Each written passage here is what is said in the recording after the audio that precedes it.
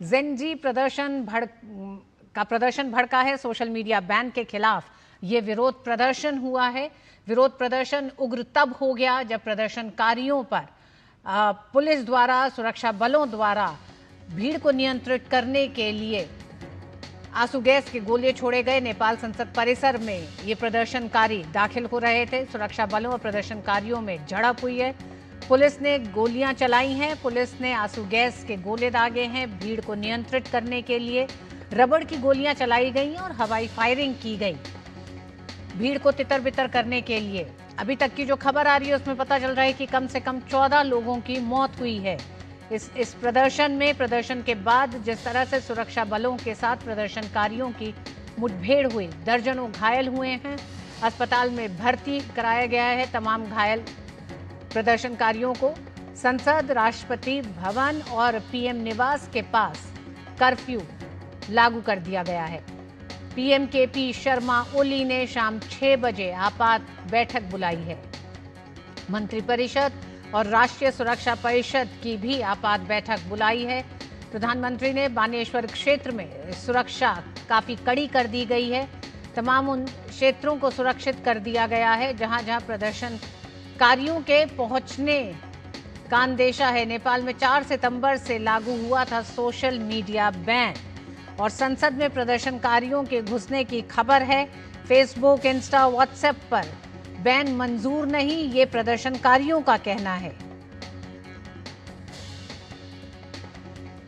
नेपाल की राजधानी काठमांडू की सड़कों पर युवाओं का आक्रोश देखने को मिला है। चंद्रशेखर जोशी इस पर और जानकारी हमें दे रहे हैं। चंद्रशेखर, क्या अपडेट है? मरने वालों की संख्या अभी तक 14 बताई जा रही है। बिल्कुल, देखिए काफ़ी वहाँ पर जो है हालात इस वक्त पे ख़राब हैं और जो हमें खबर मिल रही है उसके अनुसार कम से कम 12 लोगों की वहाँ पर मौत हो चुकी है। 6-7 लोग तो करीब काठमांडू के अस्पताल में जब उनको ले जाया गया वहाँ पर उनकी मौत हो गई है। और इस जो वहाँ पर विरोध प्रदर्शन चल रहा है इसके थोड़ा सा अगर बैकग्राउंड में हम जाएंगे तो काफ़ी दिनों से जो सोशल मीडिया था नेपाल का, वहाँ पर जो यूथ हैं वो nepo kid, hashtag nepo kid और हैशटैग नेपो बेबी नाम से वो चला रहे थे सोशल मीडिया में। और उसमें कहीं ना कहीं जो नेपाल के अंदर में करप्शन है उसको हाईलाइट किया जा रहा था और नेपाल की सरकार के खिलाफ काफ़ी वो लोग लिख रहे थे। तो आधिकारिक तौर पर तो ऐसा कुछ नहीं है, लेकिन ये माना जा सकता है कि ये जो सोशल मीडिया पे बैन लगाया गया है सरकार की ओर से, इसके पीछे कारण तो कुछ और बताए गए हैं, लेकिन कहीं ना कहीं मोटिव वही जो विरोध प्रदर्शन सोशल मीडिया पे कर रहे थे वहाँ पर यूथ, वो इसका एक कारण हो सकता है। और उसके अलावा आज एक हामी नेपाल करके एक ऑर्गेनाइजेशन है जिसने नेपाल में जगह जगह, काठमांडू के साथ साथ नेपाल के अन्य शहरों में भी आज विरोध प्रदर्शन के लिए लोगों का आह्वान किया था। आधिकारिक तौर पर प्रशासन से इसकी उन्होंने मंजूरी भी ली थी विरोध प्रदर्शन के लिए। और ये विरोध प्रदर्शन जब शुरू हुए तो उसके बाद मामला हिंसक हो गया। जो नेपाल की फेडरल पार्लियामेंट है उसके बाहर तक ये लोग पहुंच गए, वहां पर भी मामला काफ़ी हिंसक हो गया। तो उसके बाद काठमांडू के कई इलाकों में कर्फ्यू लगाया गया है। जो मेन इलाका है जहां पर फेडरल पार्लियामेंट है, उसके अलावा प्राइम मिनिस्टर का ऑफिस है, प्राइम मिनिस्टर का आवास है, इन सब जगहों पर कर्फ्यू लगाया गया है। और साथ ही साथ खबर मिल रही है कि नेपाल के दूसरे इलाके जिसमें मुख्य रूप से धनगढ़ी से ये खबर मिल रही है कि वहाँ पर भी जो स्टूडेंट्स हैं वो प्रोटेस्ट कर रहे थे, उनके ऊपर भी वहाँ पर पुलिस ने लाठीचार्ज किया है, पुलिस के साथ उनका क्लैश हुआ है। तो नेपाल के कई शहरों में ये प्रदर्शन पहुँच गए हैं काठमांडू से निकलकर। केवल टिकटॉक वहाँ पर काम कर रहा है और जो प्रदर्शनकारी हैं उन्होंने ये आह्वान किया है कि टिकटॉक के मार्फत एक दूसरे से संपर्क बनाए। तो नेपाल के अन्य शहरों से भी इस तरह के प्रदर्शनों की खबरें मिल रही हैं। ऋतु जी, चंद्रशेखर, इस प्रदर्शन को कई लिहाज से समझने की जरूरत है। क्या युवाओं में ज्यादा आक्रोश मौजूदा ओली सरकार को लेकर भ्रष्टाचार के मामले थे या फिर जो इंटरनेट, सोशल मीडिया के तमाम प्लेटफॉर्म्स को बैन करने का मामला ज्यादा बड़ा बना है? देखिए, नेपाल में जो ये प्रोटेस्ट हो रहा है इसको अगर हम समझना चाहें तो ये देखें कि नेपाल के अंदर में भ्रष्टाचार और शासन की जो नाकामियां हैं उसको लेकर के पिछले 1-2 साल से वहाँ पर एक मूवमेंट चल रहा है। और ये मूवमेंट कहीं ना कहीं जो नेपाल के लास्ट राजा थे किंग ज्ञानेंद्र, जो अब राजा नहीं है, उनके नेतृत्व में जगह जगह पे नेपाल में लोग इस तरह का विरोध प्रदर्शन सोशल मीडिया पे या आपस में लोग एकत्र हो रहे थे, ऑर्गेनाइज हो रहे थे। तो ये 1-2 साल से वहाँ पर चल रहा था, लेकिन अब जब जो यूथ है वहाँ का नेपाल का, और खासकर जो छात्र हैं, वो सोशल मीडिया पर बहुत ज़्यादा इसको लेकर के वहाँ पर लिखने लगे, तो उसके बाद सोशल मीडिया को भी वहाँ पर बैन कर दिया गया। तो ये एक तरह का अमलगमेशन हो गया है कहीं ना कहीं, जो एक प्रो मोनार्की वाले वहाँ पर जो प्रोटेस्टर थे या प्रो मोनार्की वाले जो विरोध करते थे सरकार का, और साथ ही साथ जो यूथ है जो हैशटैग नेपो किड और हैशटैग नेपो बेबीज करके ये सोशल मीडिया पे लगातार मुहिम चला रहे थे पिछले कुछ महीनों से। और उसके बाद जब सोशल मीडिया को वहाँ पर बैन कर दिया गया, तो भ्रष्टाचार और सोशल मीडिया के बैन को लेकर के एक हामी नेपाल करके संगठन है, उसकी ओर से पूरे देश में ये विरोध प्रदर्शन बुलाए गए। और ये कहीं ना कहीं एक अमलगमेशन हो गया है, जो प्रो मोनार्की वाले लोग थे जो सरकार का विरोध करते थे, लोकतांत्रिक सरकारों का विरोध करते थे, और साथ ही साथ जो यूथ हैं जो लंबे समय से नेपाल में करप्शन को लेकर के सोशल मीडिया पर लिख रहे थे, और उसके बाद जब सोशल मीडिया पर बैन लगा तो ये हामी नेपाल करके जो संगठन है इसने ये विरोध प्रदर्शन बुलाया था। लेकिन इसके परचम तरह ये लग रहा है कि ये सभी लोग जो प्रो मोनार्की वाले लोग थे और जो स्टूडेंट्स हैं, यूथ हैं और इस संगठन के लोग, ये सब लोग एक परचम के तले आ गए हैं, और यही कारण है कि ये विरोध प्रदर्शन काफ़ी इंटेंस वहाँ पर हो गए। चंद्रशेखर, ये भी जानना चाहेंगे, हमने बहुत सारे देशों में देखा कि राजशाही के खिलाफ जनतंत्र किस तरह से स्थापित हुआ। दक्षिण एशिया का नेपाल राष्ट्र भी उसी का एक बहुत बड़ा सबूत है, क्योंकि एक लंबा संघर्ष नेपाल में देखा गया जनतंत्र और राजशाही को खत्म कर जनतंत्र को स्थापित करने के लिए। क्या नेपाल एक बार फिर वापस लौट रहा है? इतिहास में उन्हीं दिनों में लौटने की एक कोशिश हो रही है क्या? क्योंकि हमने देखा जब राजा ज्ञानेंद्र के समर्थन में जो आप जिस प्रदर्शन की बात कर रहे हैं, जो अब से कुछ महीने पहले हुआ था, उस पे भी पूरे नेपाल को और अंतर्राष्ट्रीय जगत को अचरज था कि किस तरह से राजशाही को बढ़ावा देने के लिए वो प्रदर्शन हुआ था, राजशाही के समर्थन में। तो क्या अब नेपाल उस मोड़ पे आके खड़ा हो गया है कि जहां फिर एक बार ये चुनाव करना होगा, जनतंत्र या राजतंत्र? देखिए, राजशाही जब वहाँ पर ख़त्म हुई थी, ये इसलिए ख़त्म हुई थी कि क्योंकि वहाँ पर जो माओवाद है वो काफ़ी फैला था, और जो माओवादी नेता हैं वो काफ़ी उभरे थे उस दौरान पे। और उसके बाद वहाँ पर राजशाही ख़त्म हुई थी और एक लोकतांत्रिक सरकार वहाँ पर बनाई गई थी, चाहे वो माओवादी या नेपाली कांग्रेस या दूसरे जो राजनीतिक दल हैं, उन्होंने मिलकर कई सरकारें वहाँ पर बनाई। लेकिन वहाँ पर हुआ क्या कि नेपाल जो है एक हिंदू राष्ट्र उसको कहा जाता है, और जब से वहाँ पर माओवाद काफ़ी सशक्त हो गया और राजशाही वहाँ से चली गई, कहीं ना कहीं जो हिंदू धर्म को लेकर के है वहाँ पर अब नेपाल संवैधानिक तौर पर कोई हिंदू राष्ट्र नहीं है। राजशाही के वक्त पे वो संवैधानिक तौर पर हिंदू राष्ट्र हुआ करता था। तो ये जो विरोध प्रदर्शन है, इनमें कहीं ना कहीं एक धार्मिक एंगल भी है कि किस तरह से जो एक जो हिंदू मान्यता या हिंदू राष्ट्र को लेकर के नेपालियों की जो भावनाएं हैं, उसको माओवाद के तहत या माओवाद आने के बाद जो विभिन्न सरकारें बनी हैं, चाहे उसमें नेपाली कांग्रेस रही हो या दूसरी पार्टियां रही हो, इन सब ने कहीं ना कहीं उस जो बेसिक एक नेपाल का एक बेसिक वो था उसको बदलने की कोशिश की।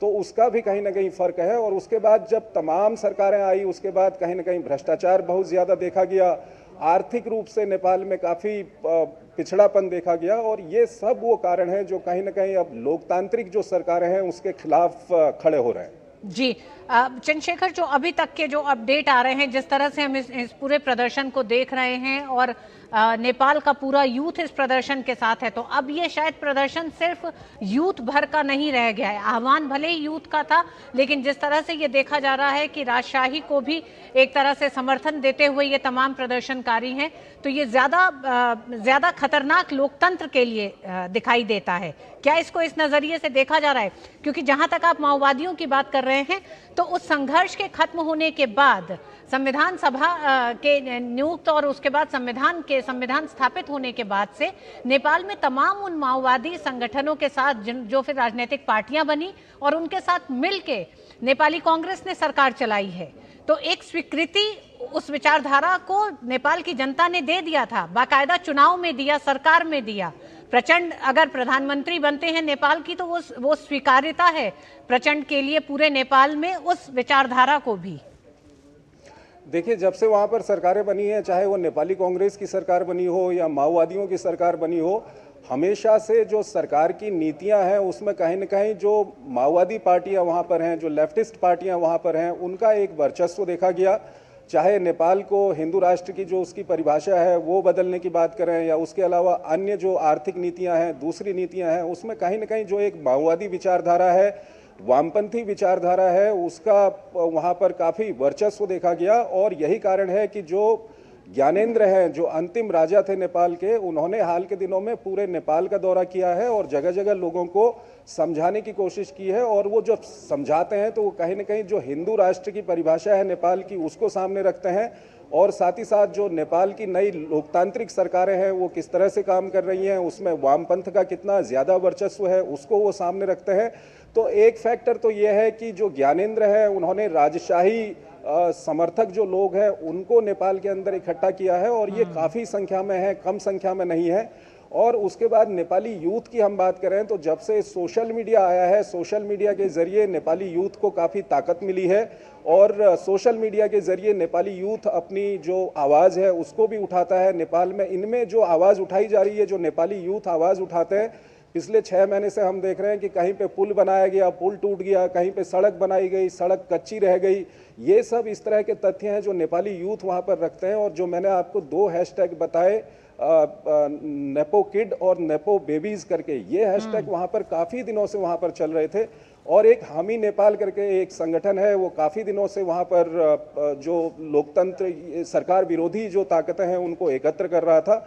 और इस हामी नेपाल संगठन ने ही ये विरोध प्रदर्शन बुलाए थे, आधिकारिक तौर पर इसकी मंजूरी भी ली थी। लेकिन ये लगता है कि इस संगठन के तले अब कहीं न कहीं जो राजशाही समर्थक लोग हैं, जो छात्र संगठन हैं, जो यूथ हैं, जो सरकार से नाराज हैं, वो भी सामने आ गए हैं और ये संगठन तो खुद ही सरकार के खिलाफ वहाँ पर विरोध प्रदर्शन बुला रहा है। तो ये नेपाल की चुनी हुई लोकतांत्रिक सरकारों के लिए ये एक अच्छा संकेत नहीं है। और दूसरी चीज़ ये है कि जो चुनी हुई लोकतांत्रिक सरकारें हैं उनको भी अपने काम करने के तरीके में काफ़ी अंतर लाना होगा।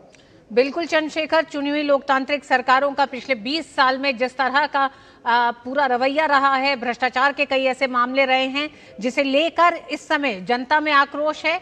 और इस प्रदर्शन का एक तरह से कह सकते हैं उसको लीडर जो कर रहा है वहाँ का यूथ कर रहा है, क्योंकि जो आप कह रहे हैं कि नेपो किड और नेपो बेबी करके 2 जो हैशटैग चल रहे थे उसमें आम नेपालियों के संघर्ष, नेताओं के बच्चों के आलीशान जीवन, उनके लग्जरी सामान, विदेशों में छुट्टियां मनाने वाले वीडियो, ये सब टिकटॉक पर वायरल हो रहे थे। नेपाल में टिकटॉक अभी भी चल रहा है और इससे इतर करीब 26 ऐसे प्लेटफॉर्म हैं जिसे बैन किया गया है, जिसका एक बड़ा विरोध है। नेपाल इस समय कई राजनीतिक परिस्थितियों से संघर्ष कर रहा है। ये संघर्ष अब सड़कों पर उतर आया है और सड़कों से उतरकर ये तमाम उन इमारतों में जाता दिखाई दे रहा है जो सत्ता के प्रमुख माने जाते हैं।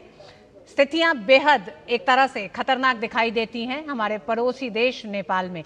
बहुत बहुत धन्यवाद चंद्रशेखर पूरी जानकारी के लिए इस पूरे विषय पे। वक्त एक छोटे से ब्रेक का है, ब्रेक के बाद होंगी खबरें कुछ और। देखते रहिए डीडी न्यूज। इस फेस्टिवल सीजन डायग्नोस्टिक किट्स और रीजेंट्स पर जो प्री जीएसटी दौर में टैक्स था 16%, अब घटकर हो गया है केवल 5%। हेल्थ और लाइफ इंश्योरेंस अब टैक्स फ्री, कम टैक्स, ज्यादा बचत का उपहार, खुशियों वाले त्योहार। Next gen GST. LIC लाया है unit linked insurance plan index plus. जीवन बीमा पाइए और निफ्टी स्टॉक्स के साथ अपने मार्केट रिटर्न्स को तेजी से बढ़ाइए। इस अट्रैक्टिव कॉम्बिनेशन के साथ अपना कल सुरक्षित कीजिए। सिर्फ 2500 रुपए मंथली प्रीमियम से शुरुआत कीजिए। आज ही LICindia.in पर जाएं। मेरी पसंद, मेरी पसंद,